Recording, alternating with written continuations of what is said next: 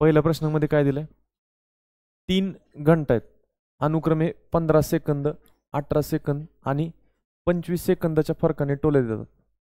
तर एका तासात त्या तिन्ही घंटा किती वेळा एकाच वेळी टोले देतील. आता ह्याला मी फास्ट जर सोडवायचं म्हणलं तर काय करणार बघा, 15, 18 आणि 25चा लसावी काढणार. 3 5 15, 3 6 18, 25ला 25, 5 1 5, 5 5 25, 6ला 6 तसंच, 3 5 15, 15 6 90, 90 5 450. दर 450 सेकंदांनी ह्या तिन्ही घंटा एकाच वेळी टोले देणार. त्यांनी काय विचारलंय, एका तासात त्या तिन्ही घंटा किती वेळा टोले देतील. एका तासामध्ये किती सेकंद असतात, 3600 सेकंद भागिले 450 करणार. शून्याला शून्य कट, 15 त्रिक 45, 15 दुने 30, 36 मधून 30 गेलं, 6 वरनं घेतलं 0, 60, 15 चौक 60, 3 1 3, 3 8 24. तर एका तासात एकाच वेळी किती वेळा टोले देतील, 8 वेळा टोले देतील. पर्याय क्रमांक 1. आता कन्सेप्ट काय समजून घ्या.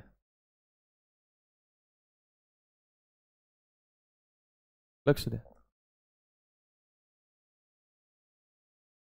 पहिली घंटा काय होते, 15 सेकंदानंतर, 15 सेकंदानंतर एक टोला, त्यानंतर 30 सेकंदानंतर दुसरा टोला, त्यानंतर 45 सेकंद, त्यानंतर 60 सेकंद, या पद्धतीने. दुसरी जी घंटा आहे ती 18 सेकंदानंतर टोला देते, म्हणजे नंतरचा टोला किती, 36 सेकंदानंतर. त्याचा पुढचा टोला किती, 54 सेकंदानंतर. त्यानंतर त्याच्या पुढचा टोला किती, या पद्धतीने. तिसरी जी घंटा आहे ती दर 25 सेकंदाच्या गॅपने, म्हणजे 25 नंतर पुढचा टोला 50, नंतर 75, नंतर या पद्धतीने टोले देणार. आता काय विचारले, तिन्ही घंटा एकाच वेळी टोले कधी देतील, म्हणजे दर 15-15 सेकंदाच्या गॅपने ही टोले देत जाणार, दर 18 सेकंदाच्या गॅपने ही टोले देत जाणार आणि दर 25 सेकंदाच्या फरकाने ही घंटा टोले देत जाणार.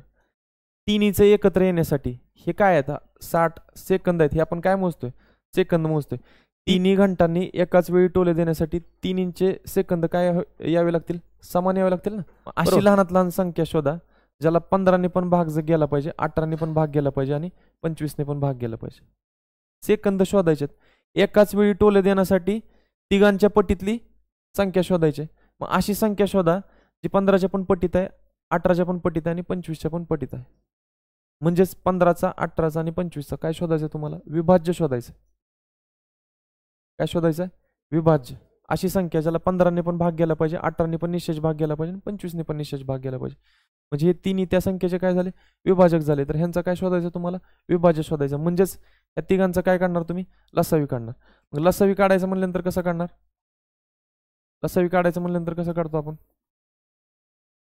15, 18, 25 तीन संख्येत ह्यांचे तिघांचे काय करणार, अवयव पाडणार. असा अवयव शोधा ज्याने तिघांना पण भाग जाईल. आहे का तसं, नाही. तर ठीक आहे, 3 जर संख्या असतील तर 3 पैकी दोघांना जरी जात असेल तरी भाग घालवायचा. कधी, लसावी काढताना. 3 5 15, 3 6 18, 25ला भाग जात नाही, 3ने 25 तसंच घ्या. आता 5ला आणि 25ला कशाने भाग जाईल, 5ने भाग जाईल, घालवायचं. 5 1 5, 5 5 25, 6ला 6 तसंच राहील. आता तिघांना भाग जातोय का कुठल्या संख्येने, नाही. 3 पैकी दोघांना जातोय का, नाही जात. मग भाग काय करायचा, थांबवायचा. बरोबर. आणि यांचं काय काढायचं, लसावी. मग लसावी कसा काढावी, हे उभे अवयव घ्या, हे आडवे खालचे अवयव घ्या आणि यांचा गुणाकार करा. 3 गुणिले 5 गुणिले 1 गुणिले 6 गुणिले 5, 5 6 30, 30 1 30, 30 5 150, 150 त्रिक 15 त्रिक 45 वरती 1 0, किती आलं, 450. म्हणजे दर 450 सेकंदानंतर या तिन्ही घंटा एकाच वेळी टोले देतील. दर 450 सेकंदांनी ह्या तिन्ही घंटा एकाच वेळी टोले देतील. तर एका तासात ही वेळ किती वेळा येणार बघा. एका तासात किती सेकंद असतात, 3600 सेकंद असतात. त्याला काय करा, फक्त 450 ने भागायचं. शून्याला शून्य कट झालं. 15 त्रिक 45, 15 दुने 30, 36 मधून 30 गेलं, राहिलं 6, त्याच्यावरती घेतलं 0, 60, 15 चौक 60, 3 1 3, 3 8 24. 450 सेकंदानंतर जर 3 घंटा जर टोले देत असतील एकाच वेळी, तर 3600 सेकंदामध्ये म्हणजेच एका तासामध्ये या घंटा एकत्र किती वेळा टोले देतील? 8 वेळा. पर्याय क्रमांक 1. समजलं? जायचं पुढं. दुसऱ्या प्रश्नात काय दिलंय बघा. 8 मीटर रुंदी व 18 मीटर लांबी असलेल्या सभागृहाच्या जागेवर समान आकाराच्या मोठ्यात मोठ्या चौरसाकृती किती फरशा बसवता येतील? काय करायचं? 8 आणि 18 चा मसावी काढायचं. 2 चौक 8, 92, 18. मसावी किती आला? 2. चौरसाकृती फरशा घ्यायच्यात. लांबी पण 2 मीटर घ्यायची, रुंदी पण 2 मीटर घ्यायची. सभागृहाचे क्षेत्रफळ 8 गुणिले 18 भागिले फरशीचे क्षेत्रफळ 2 गुणिले 2. 2 चौक 8, 2 1 2, 92, 18, 9 चौक 36 फरशा बसवता येतील. पर्याय क्रमांक 3. मोठ्यात मोठ्या किती फरशा बसवता येतील? मोठ्यात मोठ्या चौरसाकृती किती फरशा बसवता येतील? 36. आता ह्याच्यामध्ये कन्सेप्ट काय सोडवलं कसं बघा.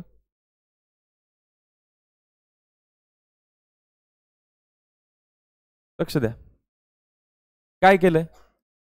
8 मीटर रुंदी, 18 मीटर लांबी कशाची? सभागृहाची. त्याच्यामध्ये काय करायचे? चौरसाकृती फरशा बसवायची. बरोबर. मग फरशांची संख्या जर काढायची असेल तर तुम्ही काय करणार? सभागृहाचे क्षेत्रफळ, सभागृहाचे क्षेत्रफळाला कशाने भागणार? फरशीच्या क्षेत्रफळाने भागणार. बरोबर. फरशीचे क्षेत्रफळ सभागृहाच्या क्षेत्रफळाला कशाने भागणार? फरशीच्या क्षेत्रफळाने भागणार. बरोबर. मग सभागृहाचे क्षेत्रफळ, सभागृहाची लांबी गुणिले रुंदी, फरशीचे क्षेत्रफळ. फरशी कसे? चौरसाकृती. चौरसाचे क्षेत्रफळ म्हणजे काय असतं? बाजूचा वर्ग. मग सभागृहाचे क्षेत्रफळ किती? 8 गुणिले 18 लांबी गुणिले रुंदी भागिले फरशीचं क्षेत्रफळ. फरशी कसे? चौरसाकृती. आणि त्यांनी काय म्हणलंय? मोठ्यात मोठ्या आकाराची चौरसाकृती फरशी बसवायची. मोठ्यात मोठ्या आकाराची चौरसाकृती फरशी म्हणजे काय? अशी मोठ्यात मोठी संख्या शोधा ज्यानं 8 ला पण भाग जाईल आणि 18 ला पण भाग जाईल. म्हणजे 8 आणि 18 काय काढायचं? थोडक्यात मसावी काढायचं. तर 2 चौक 8, 92, 18 पुढे भाग जात नाही म्हणजे मसावी किती? 8 आणि 18 2 आहे. तर फरशीची चौरसाकृती फरशीची बाजू किती येणार? 2 मीटरची येणार. मग बाजूचा वर्ग म्हणजे 2 गुणिले 2 म्हणजे फरशीचे क्षेत्रफळ काय आलं? 2 गुणिले 2. आलं लक्षात? प्रत्यक्षात हा गुणाकार करून बसू नका. 1 2 2 चौक 8, 1 2 92, 18, 4 9 36. तर सभागृहामध्ये एकूण किती फरशा बसतील? 36 फरशा बसतील. आलं लक्षात? जायचं पुढं. चला. तिसऱ्या प्रश्नामध्ये काय दिलंय बघा. 15 inch by 20 inch by 25 inch मापाच्या खोक्यात मोठ्यात मोठी बाजू असलेले एकूण किती घनाकृती ठोकळे मावतील? आत्ताच्या सारखाच प्रश्न आहे. फक्त इथं काय केलंय? 15 inch by 20 inch by 25 inch मापाचं तुम्हाला काय दिलं? खोकं दिलं आणि त्याच्यामध्ये काय बसवायचे? घनाकृती ठोकळे बसवायचे. तर काय करायचं? खोक्याचे घनफळ, खोक्याचे घनफळ भागिले घनाचे घनफळ. त्यात जे घनाकृती ठोकळे ठेवायचेत ना त्या घनाचे घनफळ किंवा ठोकळ्याचे घनफळ म्हणलं तरी चालतंय. असं केल्यानंतर तुम्हाला काय मिळणार? त्या खोक्यात किती घनाकृती ठोकळे बसतात हे मिळणार. खोक्याचे घनफळ कसं काढणार? 15 गुणिले 20 गुणिले 25 छेद घनाचे घनफळ. आता घन म्हणल्यानंतर तिन्ही बाजू काय असणार? सारख्या असणार. जेवढी लांबी तेवढीच रुंदी तेवढीच उंची. पण त्यांनी काय म्हणलंय? मोठ्यात मोठी बाजू असलेली किती घनाकृती ठोकळे बसतील? मग मोठ्यात मोठी बाजू असलेली म्हणजेच अशी बाजू ज्यानं 15 ला 20 ला आणि 25 ला भाग जाईल. बरोबर. 15 ला 20 ला आणि 25 ला भाग जाईल अशी मोठ्यात मोठी संख्या म्हणजे 15चा 20चा आणि 25चा काय काढायचा? मसावी काढायचा. 5 त्रिक 15, 5 चौक 20, 5 5 25. बरोबर. 5ने तिघांना भाग गेला, पुढे भाग जातोय का? नाही जात. म्हणजेच मसावी किती आला? 5. तर घनाचे घनफळ काढताना तर मग घनाची बाजू किती घ्यायची? 5 गुणिले 5 गुणिले 5. 5 1 5 5 त्रिक 15, 5 1 5 5 चोक 20, 5 1 5 5 5 25, 5 चोक 20, 20 त्रिक 60. तर त्या खोक्यामध्ये मोठ्यात मोठी बाजू असलेली एकूण किती घनाकृती ठोकळे बसतील? 60 ठोकळे बसतील. पर्याय क्रमांक 2. आलं लक्षात? जायचं पुढं. चौथ्या प्रश्नात काय दिले बघा. गीताकडे असलेल्या एकूण मण्यांपैकी प्रत्येक माळेत 18 मणी याप्रमाणे माळा तयार केल्यास 4 मणी उरतात व 21 मण्यांची एक माळ याप्रमाणे माळा केल्यास 4 मणी उरतात. तर गीताजवळ कमीत कमी किती मणी होते? हे जर मी शॉर्टकटने सोडवायचं म्हणलं तर कसं सोडवणार बघा. 18 आणि 21चा लसावी काढणार. 3 सक 18 3 7 21. लसावी किती आला? 3 गुणिले 6 गुणिले 7. 3 सक 18 18 7 126. आणि प्रत्येक वेळी किती मणी उरतात? 4 मणी उरतात. तर 126 अधिक 4 बरोबर किती? 130. तर गीताजवळ किती मणी होते? 130 मणी होते. आता ह्याच्यामध्ये कन्सेप्ट काय आहे बघा, लक्षात घ्या. गीताजवळ काही मणी आहेत बरोबर. प्रत्येक माळेमध्ये तिने 18 मणी ओवले तरी किती मणी उरतात? 4 मणी शिल्लक राहतात. आणि 21 मण्यांची एक माळ याप्रमाणे जरी माळा केला तर त्यावेळेस पण किती मणी उरतात? 18 मण्यांची एक माळ याप्रमाणे माळा केला तरी 4 मणी शिल्लक राहतात. 21 मण्यांची एक माळ याप्रमाणे माळा केला तरी 4 मणी शिल्लक राहतात. म्हणजे तुम्हाला अशी संख्या शोधायची आहे ज्याला 18ने भागलं तरी बाकी 4 उरली पाहिजे, ज्याला 21ने भागलं तरी बाकी 4 उरली पाहिजे. तर तिच्याकडे असे कमीत कमी किती मणी होते? कमीत कमी म्हणल्यानंतर अशी लहानात लहान संख्या शोधा ज्याला 18ने पण भाग जातो आणि 21ने पण भाग जातो. म्हणजे 18चा आणि 21चा काय काढा तुम्ही? लसावी काढा.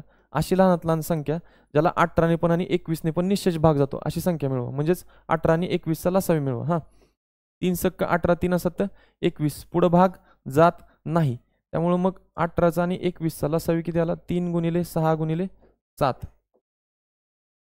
3 सक 18 18 7 126.